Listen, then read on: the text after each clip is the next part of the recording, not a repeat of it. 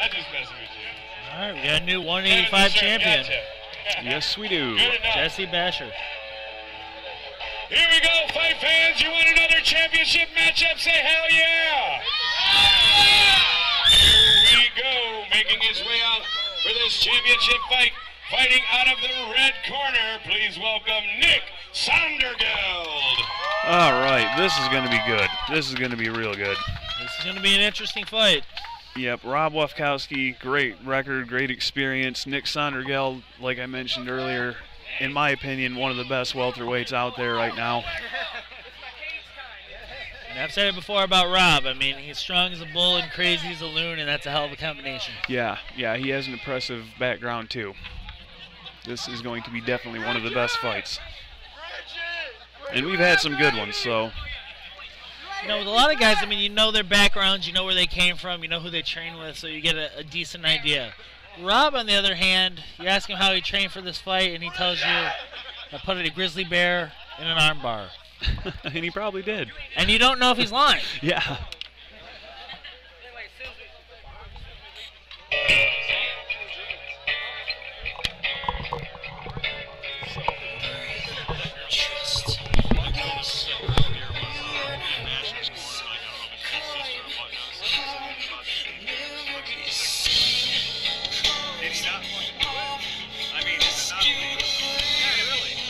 Girls don't care about rules. I know. I just thought it was funny. He's all nice. He's like, hey, I'm like, yeah, okay. You can give me shit for telling the truth?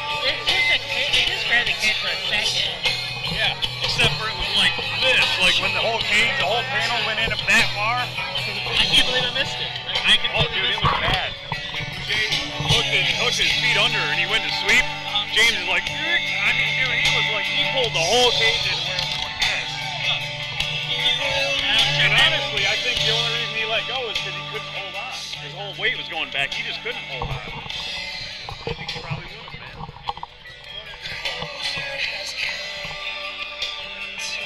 So we got Sondergeld making last-minute preparations outside the cage. This guy is funny to watch, man, because he's one of those guys that's just so tough that I've watched him so many times have somebody in his guard, them posture up, and him just lay back and smile at them with his hands behind his head and take the shots just because he's funny like that.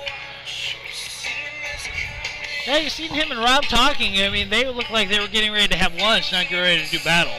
Yeah. And that was an hour ago. Yeah, you know, that's where experience comes in.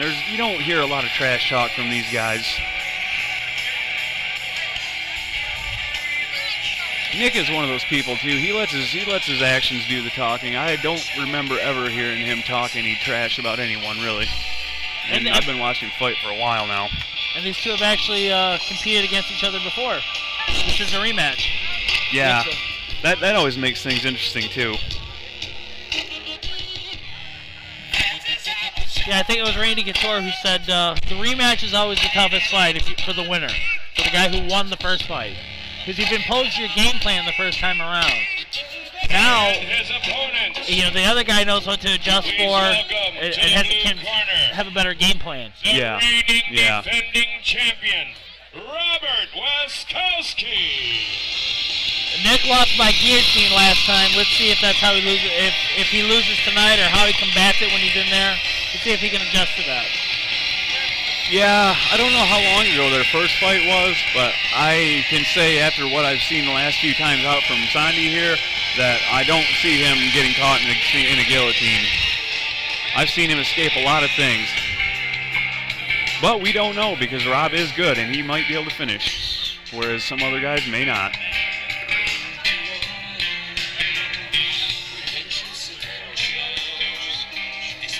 Rob has very, very good jiu-jitsu.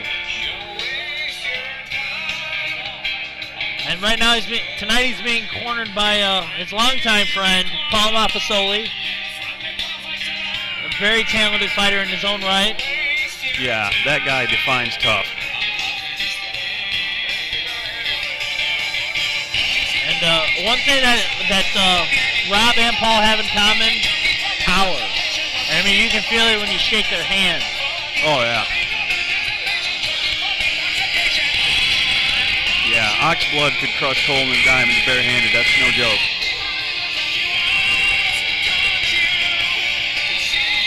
He can also make people crap their pants by staring at him. He is definitely an intimidating, intense dude.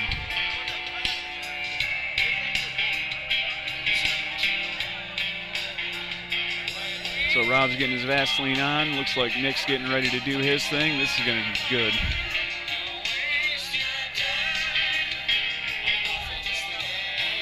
I think Nick adds new ink to his legs every time I see him. He's got something new. Yeah, some great artwork. Yeah, he does. Makes me want to go get some more ink. See, this is just fun for Rob. This isn't like, you know, it's just a good time. This is what he does for fun. Yeah, he just looks like a guy that just likes to fight. Yeah.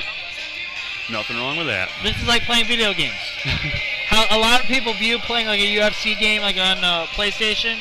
That's how Rob views like MMA actually doing it. I mean, he's smiling, he's laughing.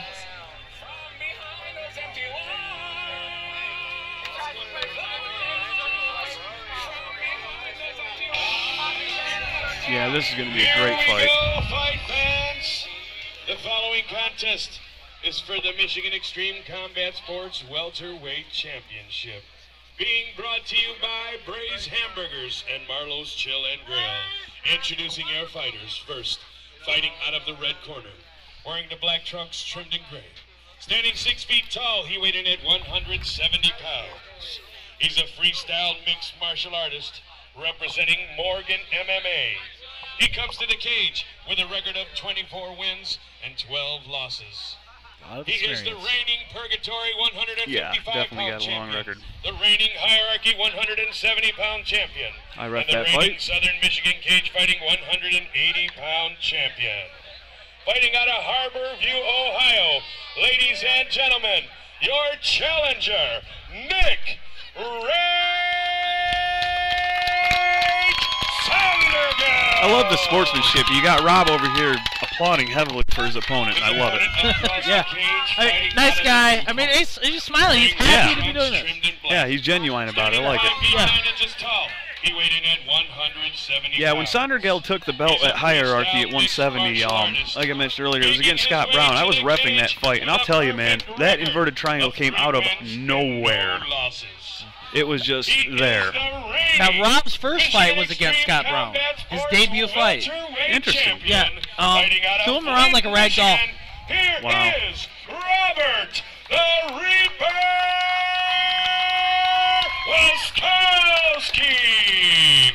Referee Josh Robinson. And while he wasn't nervous during that first fight, you can like his demeanor has changed dramatically.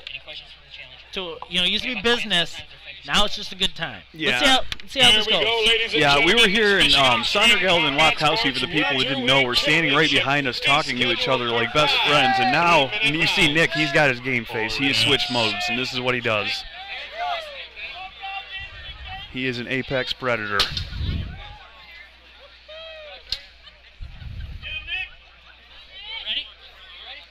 All right, short stack gets them started. Both of them are noticing that their feet's they're gonna be slipping and sliding. I mean, they got the condensation issue. Crap! Oh man!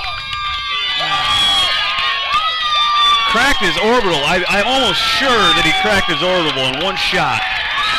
Orbital, yeah, orbital. I can't even say it. That was so exciting. Wow, man, his nose is bleeding profusely, but I think it got broken from the inside. Man, when he went down, and Rob is tough as nails, he immediately grabbed the side of his face, which, to me, in looking at where Nick hit him, I would have to say his orbital bone on his right side has to be cracked.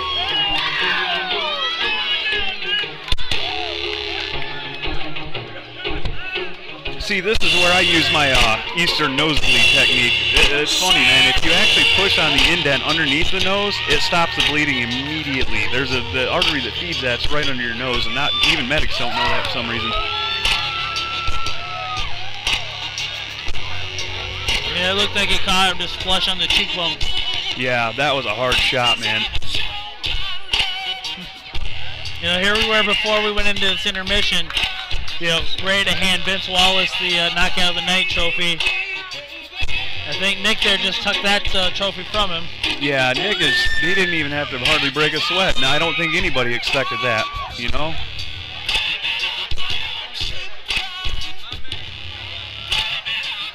Then mission of the night might have go to Mr. Batcher for that heel hook.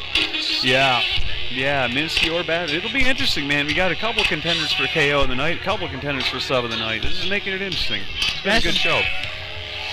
Some big finishes.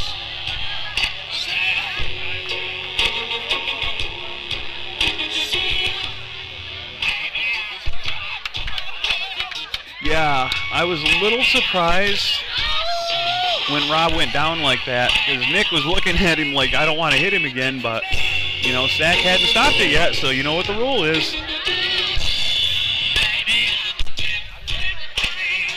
Yeah, That's the rule. You don't stop until the stripes pull you off, man. And I've seen it, where people quit fighting because they thought the fight was over and the ref did not think the fight was over and turned their back and boom. And there might be some people who, if they look at this replay, they might question Josh's, not stopping it. But the way he was hit and the damage that's been done, what we can see now, Rob knew he was hurt, and Rob knew he was probably done as soon after that first shot. Yeah. But it wasn't bleeding eternally, and his eyes were wide open. Yeah, I can say this. He was fully conscious. He never lost consciousness. No, he didn't. He was not knocked out, and I can say this from experience. Like I mentioned before, I've repped probably well over 1,000 fights myself, and with guys that have records like this, you have to give them the opportunity to fight out. Yeah. He wasn't knocked out, and Josh had to give him the opportunity to recover and defend himself. Since he didn't pancake out, he didn't flatten out, he wasn't flashed out. So you have to give the guys a chance to recover from that if they are not knocked out or submitting, because basically when you get championship level amateurs, you're basically looking at little pros, because a lot of these guys are ready to turn the pro corner. Yeah. And I mean, we're getting word now that it was the nose, and that Rob's nose, I can't see it from this vantage point, but some guys have signaled that his nose is on the other side of his face. Yeah, it's. Hold on, I'm going to get word here. Looks like Don Trout? No. Don Daly? Wow. Yeah, we just got word, Kate's side here, that Wofskowski's nose is severely broken. And if I had to guess, I would say his orbital probably wasn't feeling great either.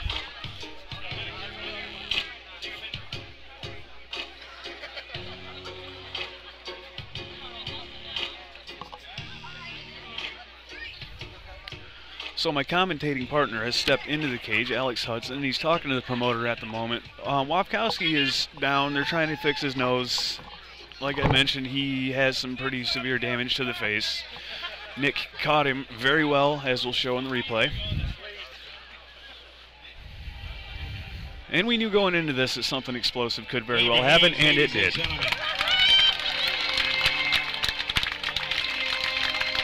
Make some noise for both of the fighters in this cage, ladies and gentlemen. Nick enjoying another win in the cage and another belt to add to his already growing collection. Right then and there. Ladies and gentlemen, this contest was brought to a halt at 9 seconds of the first and final round for your winner by way of KTFO. Not just knockout. Champion, Nick Rage.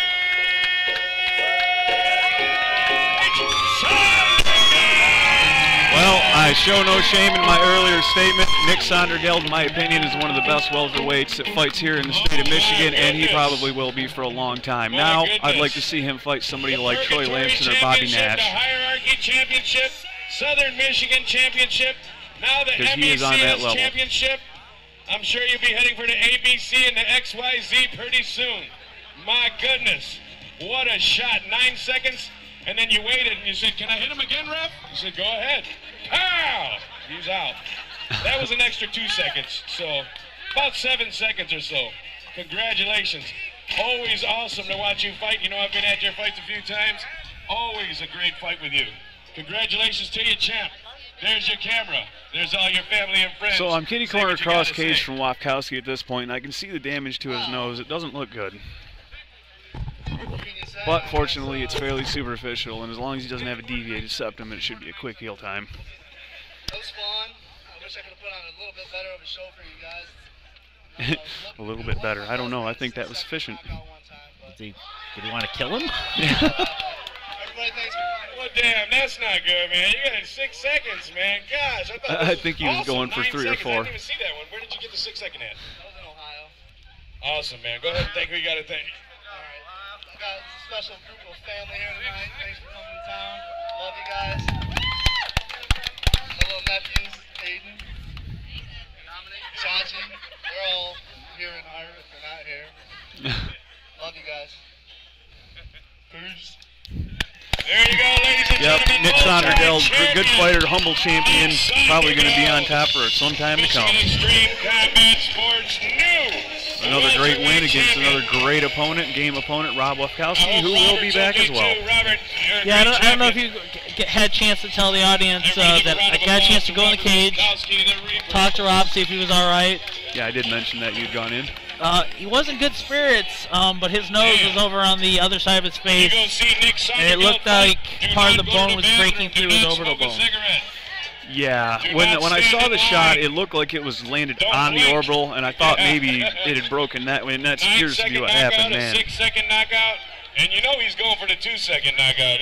He's going for that one soon.